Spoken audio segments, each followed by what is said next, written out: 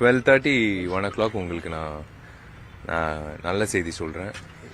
மொத்த தாய்மார்களும் அம்மாக்களும் அப்பாக்களும் நான் எங்கிட்டு போனாலும் படப்பிடிப்பு கடந்த எத்தனை வருஷம் தெரியாது, ஆனால் கடந்த ஒரு வருஷமாக நான் எங்கிட்டு போனாலும் வந்து இப்போ டிவி பார்க்குற எல்லா அம்மாக்களும் அப்பாக்களும் கேட்ட அந்த விஷயந்தான், எப்போ தம்பி உன் கல்யாணம், எப்போ எனக்கு சேலை வரப்போகுது, எப்போ எனக்கு வேட்டி சட்டை வரப்போகுதுன்னு அவங்க வீட்டு பிள்ளையா என்னை கேட்கும்போது எனக்கு ஒரு இந்த மாதிரி ஒரு பாக்கியம் யாருக்கு கிடைக்கும்னு எனக்கு தெரியாது.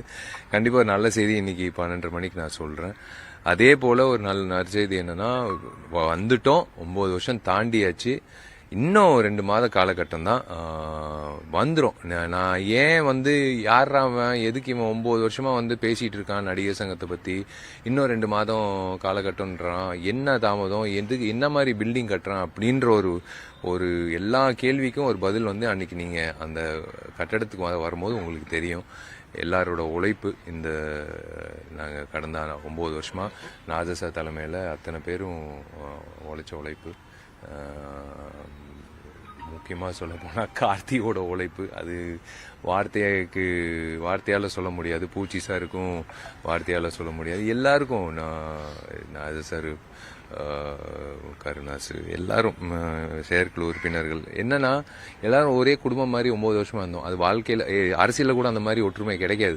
யாராவது பிச்சுக்கிட்டு போயிடுவாங்க, வேற கட்சியில் சேர்ந்துருவாங்க, இல்லை முதுகில் குத்துவாங்க. ஆனால் இந்த 29 பேர் எங்களோட அணி வந்து 9 வருஷமா ஒரே மாற்று கருத்து இல்லாமல் ஒரே மனநிலை, மற்றவங்க நல்லது செய்யணும், அந்த கட்டடம் வரணும் அப்படின்றது போகிறது வந்து எனக்கு கிடைச்ச பாக்கியம். இன்னொரு எக்ஸ்டெண்டட் ஃபேமிலி கிடைச்சிச்சு.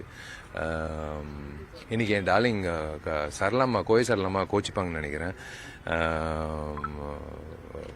இன்னைக்கு 12:30 அனௌன்ஸ்மெண்ட் வந்ததுக்கப்புறம், but I still love my darling Kovai சரளம்மா அண்ட் எவ்ரி ஒன். அம்மாக்கள் அப்பாக்களுக்கும் ரொம்ப நன்றி. நீங்கள் சொன்ன மாதிரி கூடிய சீக்கிரம் இந்த வருடமே எனக்கு கல்யாணம் நடக்கும்.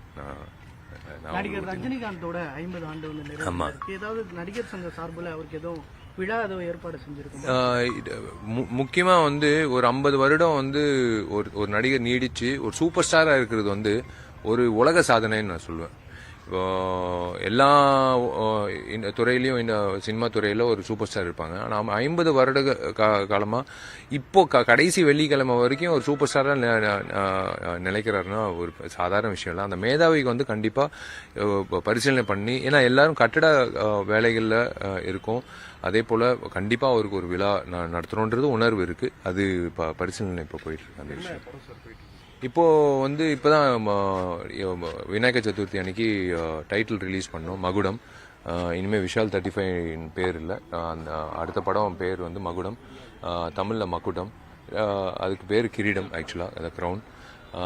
ஸோ ஒரு முக்கியமான திரைப்படமாக எனக்கு அமையும்னு நான் நம்புகிறேன் என் சினிமா பயணத்தில். ஸோ ஐ திங்க் 22 இயர்ஸ் இந்த வருஷத்தோட. So yeah, it will be a very important film. மகுடம் வந்து கண்டிப்பாக தோல் தட்டி தலை நிமிர்ந்து சொல்லுவேன், இது ஒரு உங்களுக்கு எல்லாருக்கும் பிடிக்கிற மாதிரி ஒரு நல்ல படமா வரும். நடிகர் விஜய் வந்து கடைசி படம் அறிவிச்சிருக்காரு. அவர் ஜனநாயகன் படப்பிடிப்பு முடிஞ்ச பிறகு அவருக்கு எதுவும் நடிகர் சங்க சார்பில் ஏதாவது இல்ல, அவருக்கு வாழ்த்துக்கள் எல்லாரும்.